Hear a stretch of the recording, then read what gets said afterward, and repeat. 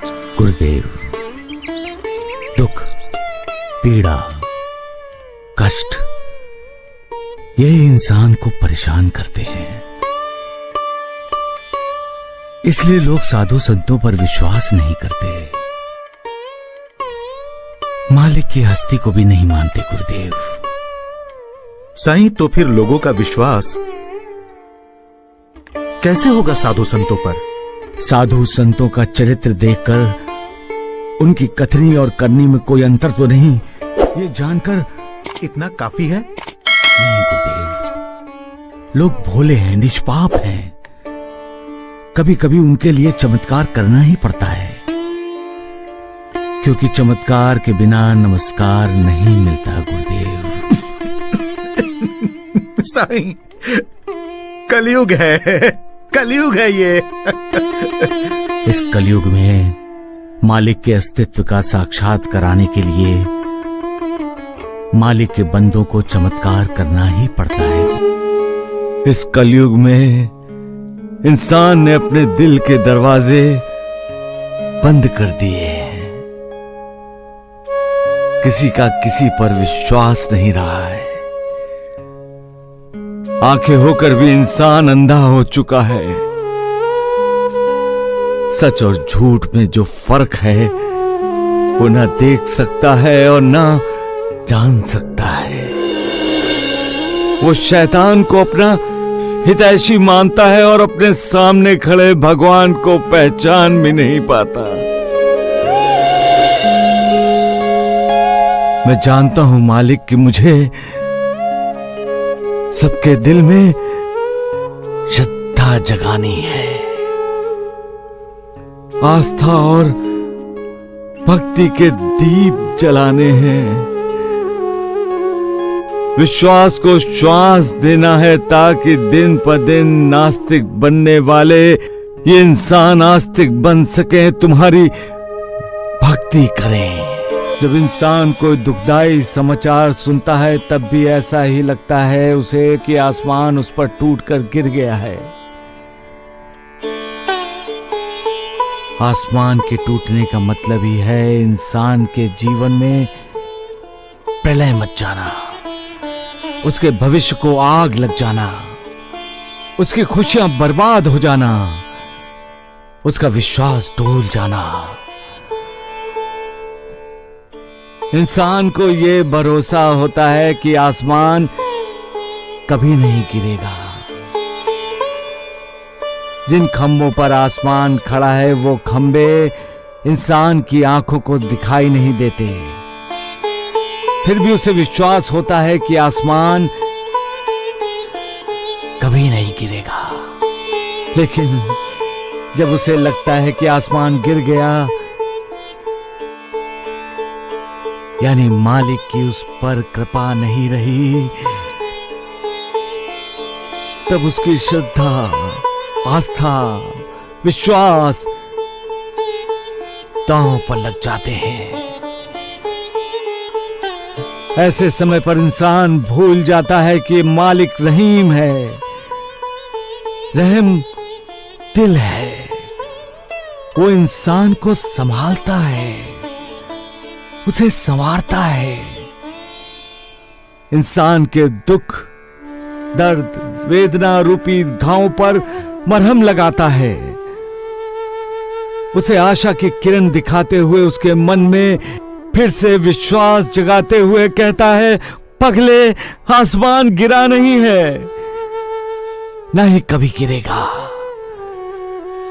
मैं हूं ना, ये सारा तुम्हारा भ्रम है, वहम है। उठो,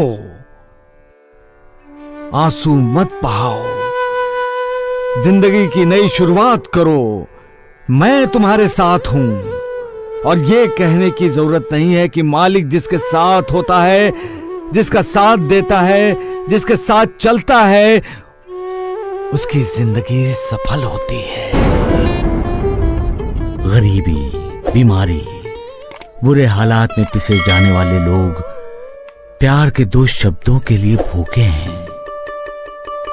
कोई हमारे साथ मुस्कुराते हुए बात करता है तो हमें अच्छा लगता है, तो हम क्यों दूसरों के साथ मुस्कुराते हुए बातें नहीं करते गुरुदेव? साईं, क्या सिर्फ बातों से ही काम हो जाता है?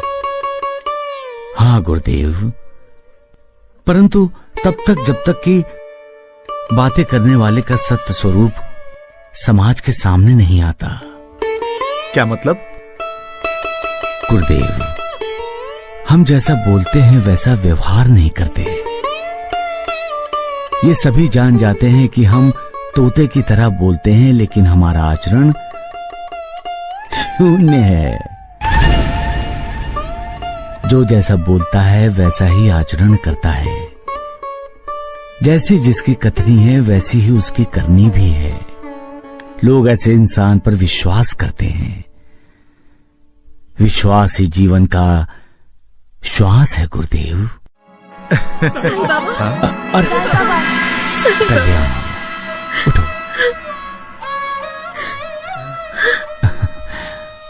बेटी, तुम्हारा घर, तुम्हारा पति, तुम्हारा पूरा परिवार मिल गया ना?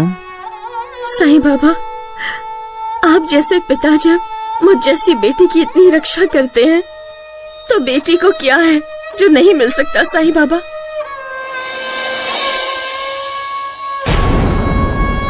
आपने मेरे बच्चों के पिता को सही रास्ता दिखाकर हमें नई जिंदगी दी है साईं बाबा। हम आपके कृतज्ञ हैं। मुझे मेरे पति मिले, बच्चों को उनके पिता मिले। अब हमें कुछ नहीं चाहिए साईं बाबा। हम सब मिलकर अपने घर को स्वर्ग बनाएंगे। तथास्तु। मुझे माफ कर दीजिए बाबा, मुझे माफ कर दीजिए। शराब के अधीन होकर मैंने अपने परिवार को बहुत तकलीफ दी है बाबा, और आपका भी अपमान किया है बाबा। अब मैं कभी शराब को हाथ नहीं लगाऊंगा बाबा, और अपने बच्चों को प्यार दूंगा, और अपनी पत्नी को प्यार दूंगा, और आपका सदा कृतज्ञ रहूंगा बाबा, सदा कृतज्ञ रहूंगा। मेरा नहीं, मालिक का। आप ही हमारे मालिक हो बाबा, आप ही हमारे मालिक हो। वाह साईं वाह, अभी अभी तुम चमत्कार की बातें कर रहे थे और तुमने चमत्कार कर दिखाया। लेकिन साईं, ये एक बात मेरी समझ में नहीं आई कि ये शराबी एक रात में बदल कैसे गया? कल रात साईं बाबा ने इन्हें बहुत मारा। जब मैंने शराब ना पीने की कसम खाई, तब साईं बाबा ने मुझे छोड़ा।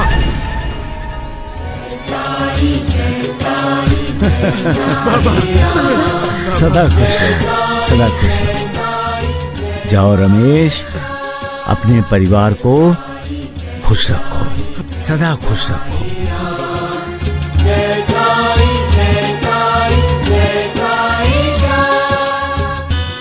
कल रात तो तुम मेरे पास थे, मेरे घर में थे, तो उस शराबी के घर कब गए हैं? साईं, तूने लोगों के दिल में अपने लिए कमाल का विश्वास पैदा कर लिया है। अभी क्या बोल रहे थे तुम? हाँ, विश्वास ही जीवन का श्वास है ना? है ना? सबका मालिक तो मेरे प्यारे दोस्तों, मैं आशा करता हूं कि अब आप लोग को मेरा यह वीडियो बहुत अच्छा लगा होगा, और आप लोग यह जान चुके होंगे और अच्छे से समझते होंगे कि आखिर साईं बाबा ने इस वीडियो में क्या बताया। तो दोस्तों, साईं बाबा ने इस वीडियो में यही बताया कि अगर आपके जीवन में कभी भी और कहीं भी कुछ भी दुख हो, संकट हो, कुछ भी हो, तो आप हमेशा दुख में भी, जैसे आप सुख में हमेशा खिलखिलाते रहते हो, मुस्कुराते रहते हो, हंसते रहते हो, तो उसी तरह से दुख में भी मुस्कुराना सीखो, ताकि आप अपने लाइफ में हमेशा खुश रह पाओगे। क्योंकि दोस्तों, जैसा कहा गया है कि दुख और सुख हमेशा एक साथ ही आते हैं। कभी दुख आता है तो कभी सुख भी आता है। जीवन में दुख और सुख हमेशा आते ही रहते हैं, क्योंकि जीवन में दुख और सुख दोनों क्या है, एक तरह से सगा भाई के जैसा होता है दोस्तों। तो अगर आपके जीवन में हमेशा खुश रहेगा तो आपको लगेगा बहुत अच्छा, लेकिन दुख भी होना चाहिए, कि दुख नहीं होगा तो आपको एहसास कैसे होगी दुनिया वालों के, कैसे आपको पता चलेगा कि आखिर कौन अपना है कौन पराया। तो दोस्तों, इस वीडियो में आप लोग को यही समझाने की कोशिश में करने वाला था साईं बाबा के जरिए। तो मैं आशा करता हूं कि अब आप लोग को मेरा यह वीडियो बहुत अच्छा लगा होगा, और आप लोग यह बहुत अच्छी तरह से समझ चुके होंगे कि आखिर दुख में भी हमें क्या करना चाहिए, अगर सुख में भी हमें क्या करना चाहिए। तो मेरे प्यारे दोस्तों, मैं वीडियो को लास्ट करने से पहले आप लोगों से एक छोटा सा बात कहना चाहता हूं कि अगर अभी तक आप लोगों ने हमारे चैनल को सब्सक्राइब नहीं किया तो आप मेरे चैनल को सब्सक्राइब कर ले, साथ में बेल आइकन को दबा लीजिए ताकि मैं जब भी कोई लेटेस्ट वीडियो अपलोड करूं तो उसे आप पहले से देख सको और कुछ नया सीख सको। तो चलिए अपना वीडियो यहीं पे लास्ट करते हैं और मिलते हैं अगले वीडियो में। तब तक के लिए धन्यवाद। आप लोगों का दिन शुभ हो। ओम साईं राम।